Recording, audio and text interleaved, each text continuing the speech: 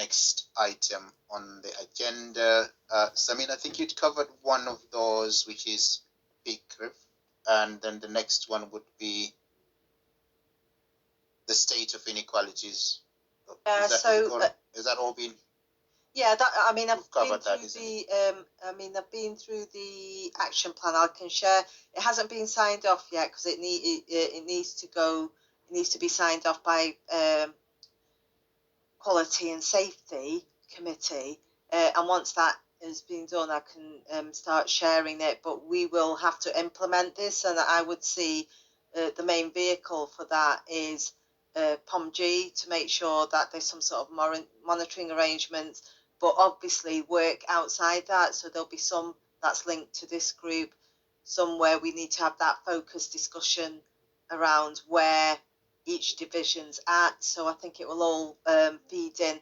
Having reflected on the action plan and the state of inequalities report, what started off as a mapping exercise against the new protected characteristics, having a look at what data was across the partnership in terms of services and finding some disparities, actually it has helped us in a way shape up where we need to focus aligned with the Advancing Equalities in Mental Health strategy, which is wider than race, but also PCREF. So this action plan actually helps meet some of those areas, and as things get delivered and progressed, we'll be able to evidence how we're meeting those areas of work as well.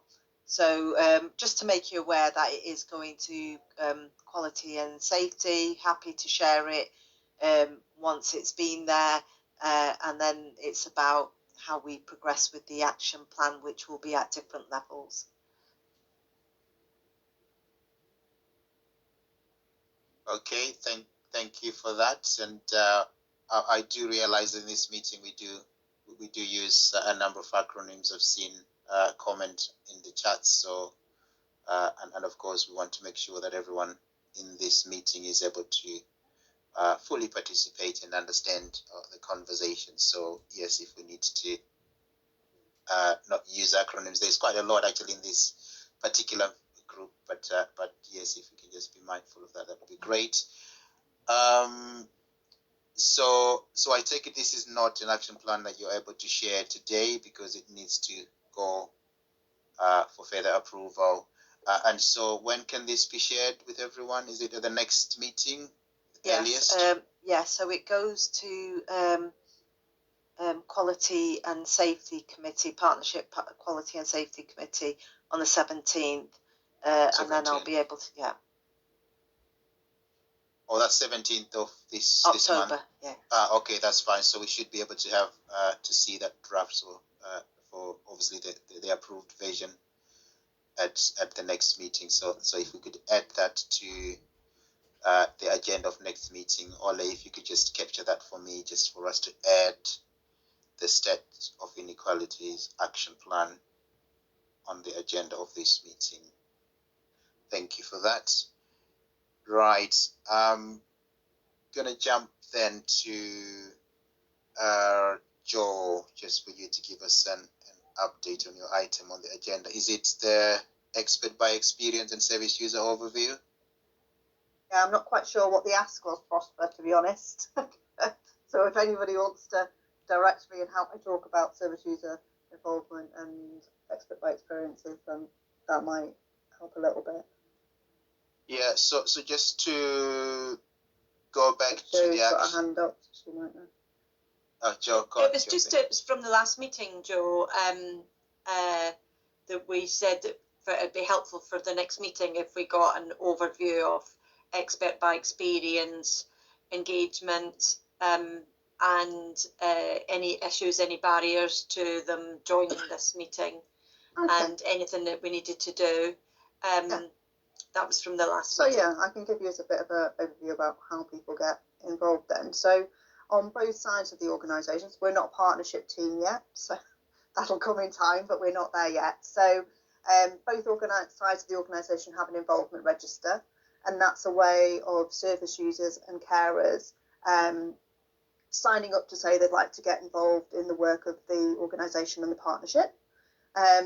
So in the CNI side, that's done through an MS form, so kind of an online link people can do, but we can also print it off, and on our literature it gives people the option just to give us a call, so they don't have to have the digital IT skills to join.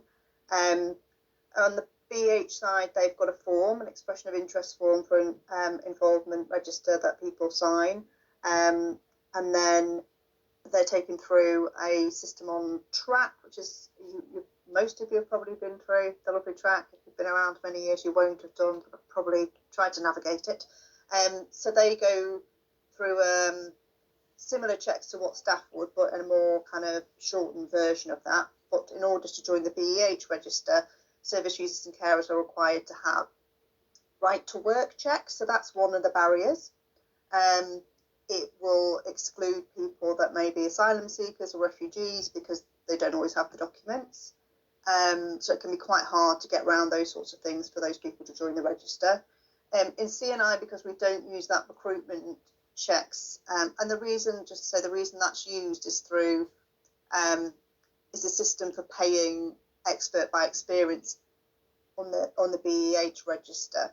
That's how they get the reward and recognition for being involved, through the temporary staffing bank. In CNI, we have the form, it's slightly different. So our service users just need to fill in a form that will set them up with finance. So it's a bit more accessible.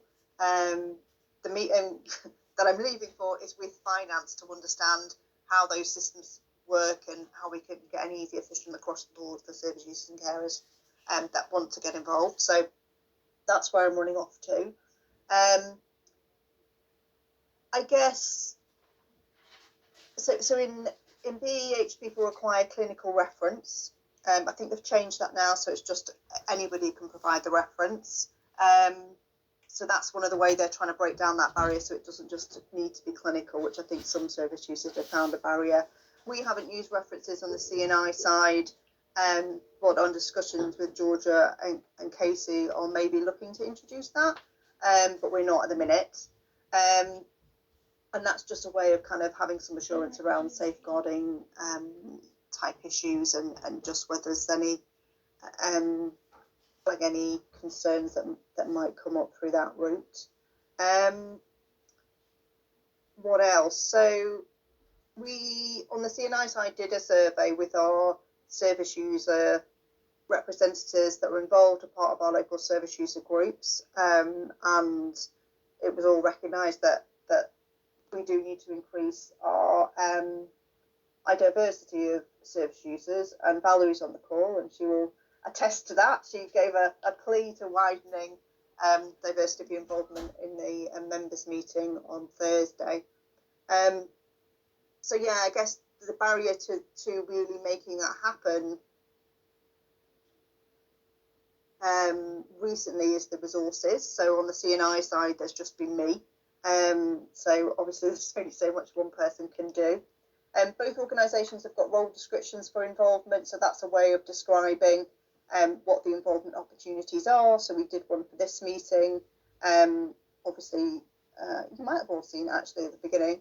To kind of sets out what things are, what the involvement commitment is, if there's payment for that, who's involved. So that's a way of really helping people to establish if it's something they want to be involved in, if that appeals to them. And we can put, that we're focusing on specific areas or groups around diversity for that. And one of the things I think we do on the CNI side is look who we've got on the register and who hasn't been involved, or look if we think it's, something like this meeting that we've really got kind of diverse service users that can speak to different protected characteristics. So I think that's something that we do look at when we're looking at filling involvement opportunities. I'm probably rambling. But go on, ask some questions. No, it was just really, Thanks, Joe. Thanks, Joe. It was just really to say that one of the things we were trying to ascertain, how do we have to behave differently to get more service users from diverse backgrounds to join this group? Because at the moment it's great having Valerie, but I think for this group, we've just been waiting for clarity about how many people you want to join. So actually, I had quite good response to people wanting to join this group, but I think we were thinking about whether there was some task and finish groups come out of this, and that's how people join. So I don't, I think there's plenty of people on our register that would like to be part of something like this and make a contribution to health inequalities. But it's about deciding how many you're going to get involved, that you've got that you can afford to provide people with reward and recognition. That's one of the other barriers for people. So some people are put off by the potential impact of receiving payment on the benefits. So sometimes that's a barrier for people. Yeah, Valerie's got a hand up. She might want to make a comment on that there. Yeah, thank you. Oh, thanks, Jo. Yeah, I'm just listening in. Jo makes a really good point, and it's vital, her role now for service users, being able to come to her and say, interested in this group for a particular reason. And health inequalities has been a massive one, I think, through COVID for most marginalised groups, myself included, in our commitments and our lives. But as Jo said, I think the thing about the barriers would be concerns that I myself and others have around rewards and recognition and how that would be done, and also the technical side of things as well can be a barrier sometimes, because you can be really willing, but as Jo knows, sometimes there's glitches in the system and it can be really frustrating. You set aside a certain amount of time, you've got other things going on in your life, because it's also important for the boards to remember that experts by experience are still diagnosing and managing their mental health conditions at different stages in their lives, accessing services as well. So I just thought I'd jump in and, because I have been listening, just say that that's one of the motives, that may or may not be one of the barriers, but it's all about service users feeling supported and encouraged to come forward and maintaining that, because we need to have those insights in order to make the changes that we see in health inequalities, which are quite, being reported quite widely now, especially through last year, 3 years of COVID, mental health, notwithstanding the physical impact of mental health implications and stuff. So I just thought I'd share that with you. Thanks. Valerie, thank you very much for raising that point. I think it's a point well made, and certainly we need to make sure that as part of this work stream that we support our service users who are obviously experts by experience, and anyone that sort of would like to support this work. And I think I've seen Johnny joining us, and Johnny, welcome to this meeting. Really pleased to have you joining us today. Thank you. So I think one of the things around engagement and attending is, and I know we've now got a set date, kind of regular time and date for this meeting, but I think it's recognising that service users and carers have their own lives as well, and actually by setting a kind of regular date and time, at least people know they can commit to that. Johnny's been in another meeting that he's representing, and so it's nice to see he's been able to join today. So once the stuff with the hospital's finished, he is really keen to get engaged. But I guess those are some of the barriers as well, that regular date and time. And just to add, obviously this meeting's online, so anybody that's digitally excluded can't join online meetings, obviously. In CNI, we did have a digital inclusion officer that was in post for a while. That post went away. I think it was funded by somebody from NHS Digital. But they loan devices and help people get online and help link them in with some IT training and that sort of thing. And I think that's something that would really help involvement kind of across the board, because obviously it's not just about having the digital skills, but it's about having the finance to be able to afford Wi-Fi and laptops, iPads or whatever that helps people get online. And thank you for that. That was a helpful conversation to have, and certainly, Joe, we will be advised by you. So I think it might be helpful outside of this meeting to try and arrange a meeting, Joe, with you and myself and Joe, to just have a discussion around expert by experience and how we take this going forward. You did raise an important point about some of the work streams that might link into this group and how we might need a few more experts by experience to be involved at that sort of level as well. So that's really helpful. I think just in action, Ole, just for Joe and I to meet with Joe Scott to have a discussion around how we might be able to encourage experts by experience to be involved in this group as well as the other subgroups that feeds into these groups. Thank you. Just to add, it was me that made the comment about the acronyms and abbreviations, and that's something that will really put people off. If we talk NHS speak all the time in a language that they can't understand, then they feel, not valued. Sure. It's really hard to actually, in a meeting like this, to put your hand up and go, I don't know what you're talking about. So it's about us really kind of thinking how we make it accessible for everyone. Thanks, Joe. I'm going to jump in. Sorry, Prospera. Joe just nailed it there. Again, it is about the acronyms. I've been doing this on and off for 10 years. I know Emma from Health Watch Islington. 10 years ago, we had the same discussion around residents' involvement. Acronyms, it's hard for, again, marginalised groups and people to come forward and say, hey, I really don't get it. And then again, the density of stuff to read allow people a chance to maybe have a quick discussion around that. So I'd be willing to bring some ideas as well, but because our time is just as precious as our colleagues in the service, and I raised that point fairly, Joe, about how our time as expert by experience is valued, and seen, and that's important also. So thanks. Thank you for that, Johnny. I just wanted to first of all introduce myself. My name is Johnny Belavanes, and I'm the patients lead at Highgate Hospital. So I'm involved with Patients Council, which means attending the wards on a monthly basis and inspection them. I should be able to attend all your meetings now, as my previous meeting has now been changed to a different time. So I'm looking forward to taking part. I just wanted to echo what everyone's just said. Let's keep this simple and let's keep this inclusive for everyone to join this meeting. I'm really looking forward to working with all of you. So thank you for having me here. Thank you. Thank you for that. I'm just trying to think. We probably need to come up with a more creative way to just keep reminding ourselves around those acronyms. Really, I mean, I must say we do like using acronyms within the NHS, and it looks like each organization you go to, they've got a different set of acronyms that they use. So we need to work hard to make sure we just keep remembering that. That's really important. Thank you, Joe.